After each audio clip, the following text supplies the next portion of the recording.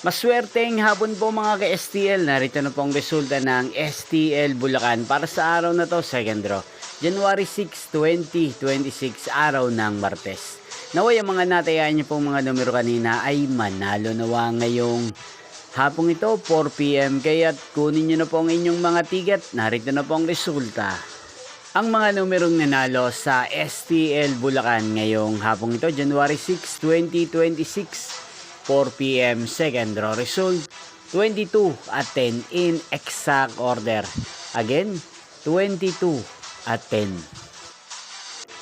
At ngayong hapong ito sa STL Bulacan, natin pong i-shoutout si Kuya Joem ng Bulacan. Shoutout po sa inyo Kuya Joem, sana po ay nasa maayos kayong kalagayan. At shoutout din po natin ang lahat po ng mga taga Bulacan na lagi pong nanonood sa channel ito. Shoutout po sa inyong lahat. Magkita-kita pong muli tayo mamayang 8 PM para sa third draw result ng STL Bulacan.